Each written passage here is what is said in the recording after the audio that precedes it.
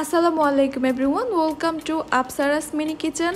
আজকে আমি বিকালের নাস্তার জন্য আলু আর ডিম দিয়ে আলু ডিমের কাবাব তৈরি করব। খুবই মজাদার আর একদমই সহজ একটা রেসিপি। যেহেতু চটজলদি তৈরি করে নেওয়া যায়, তাই আপনারা বাচ্চাদের টিফিনেও দিতে পারেন। বিকালে চায়ের সঙ্গে কিন্তু স্ন্যাক্স হিসাবে দারুণ লাগবে এই আলু ডিমের কাবাবটা। আশা করছি আমার আজকের রেসিপি আপনাদের কাছে ভালো লাগবে। ভালো লাগলে আমার চ্যানেলটি সাবস্ক্রাইব করবেন, বেল বাটনটি অন করে রাখবেন আমার পরবর্তী ভিডিওর নোটিফিকেশন সবার আগে পাওয়ার জন্য। তাহলে আর কথা না বাড়িয়ে আমি রেসিপিতে চলে যাচ্ছি। প্রথমেই আমি একটা মিক্সিং বোলে নিয়ে নিচ্ছি সিদ্ধ করা আলু। এরপর এই সিদ্ধ আলুগুলোকে আমি একটা চিকন গ্রেটারে গ্রেট করে নিচ্ছি। আপনারা চাইলে আলুগুলোকে ম্যাশ করে নিতে পারেন, তবে খেয়াল রাখতে হবে আলুর মধ্যে যেন কোনো বড় টুকরো না থেকে যায়। গ্রেট করার পর এখানে 2 কাপের মতো হয়েছে। এবার আমি এখানে 2টা সিদ্ধ ডিমও গ্রেট করে নিচ্ছি।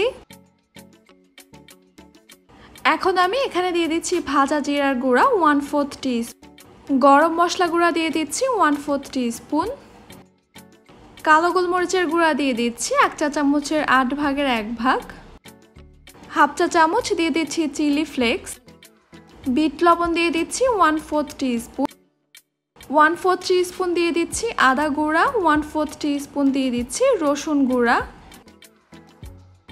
হলুদ গুঁড়া দিয়ে দিচ্ছি 1/4 টিস্পুন, লাল মরিচের গুঁড়া দিয়ে দিচ্ছি 1/4 টিস্পুন, লবণ দিয়ে দিচ্ছি হাফ চা চামচ অথবা স্বাদ মতো, 1 টেবিল চামচ দিয়ে দিচ্ছি ধনিয়া পাতা কুচি, 1 চা চামচ দিয়ে দিচ্ছি কাঁচা মরিচ কুচি, পেঁয়াজ বেরেস্তা দিয়ে দিচ্ছি 1/4 কাপ, বাইন্ডিং এর জন্য দিয়ে দিচ্ছি 1/4 কাপ ব্রেড ক্রাম্বস। এবার এই সব কিছুকে আমি একসঙ্গে খুব ভালোভাবে মিশিয়ে নিচ্ছি।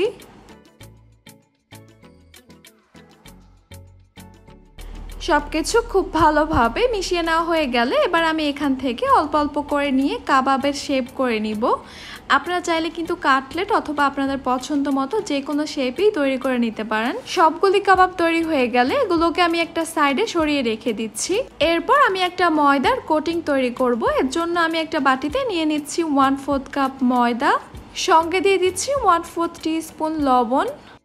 একটা ঘন ব্যাটার তৈরি করার জন্য আমি এখানে পরিমাণ মতো পানি দিয়ে দিব। এরপর ময়দাটাকে খুব ভালোভাবে পানির সঙ্গে মিশিয়ে নিচ্ছি।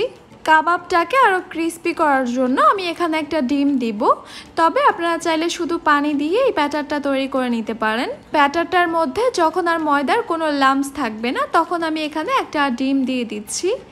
ডিমটা দেওয়ার পর আমি ব্যাটারটাকে আরও কিছুক্ষণ ভালোভাবে ফেটিয়ে নিব। ব্যাটারটাকে খুব ভালোভাবে ফেটিয়ে নিতে হবে যেন ময়দা আর ডিমের কোনো লাম্পস না থাকে। আমি একটু আপনাদেরকে ব্যাটারের কনসিস্টেন্সিটা দেখিয়ে দিচ্ছি। দেখতেই পাচ্ছেন ব্যাটারের কনসিস্টেন্সিটা একদম পাতলা বা অনেক বেশি ঘনও কিন্তু হবে না।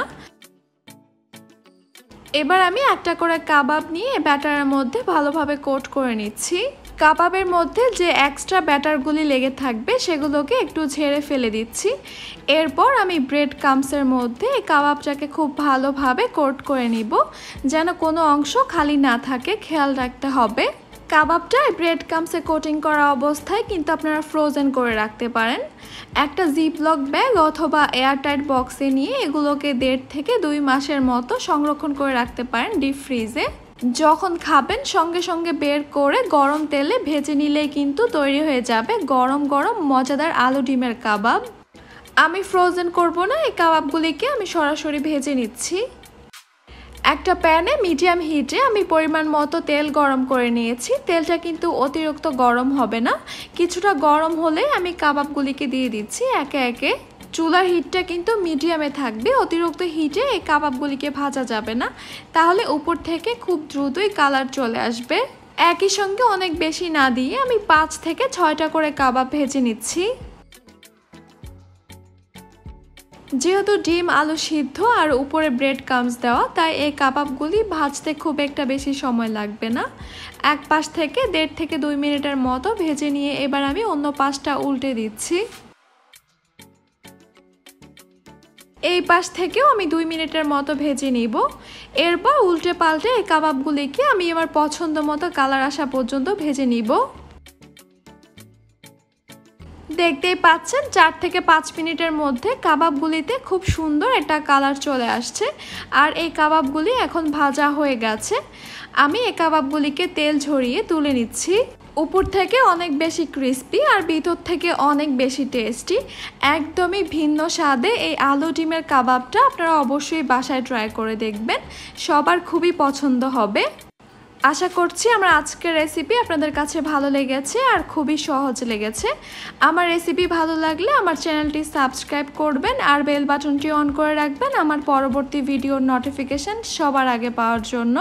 আমার কোনো রেসিপি আপনারা বাসায় ট্রাই করলে আমার সঙ্গে পিকচার শেয়ার করতে পারেন আমার ইনস্টাগ্রামে অথবা ফেসবুক গ্রুপে, লিঙ্কগুলি আমি ডেসক্রিপশন বক্সে দিয়ে দিব।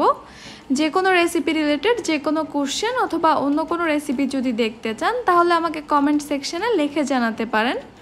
এতক্ষণ আমার সঙ্গে থাকার জন্য আপনাদের সবাইকে জানাচ্ছি অসংখ্য ধন্যবাদ। সবাই অনেক বেশি ভালো থাকবেন, সুস্থ থাকবেন। আল্লাহ হাফেজ।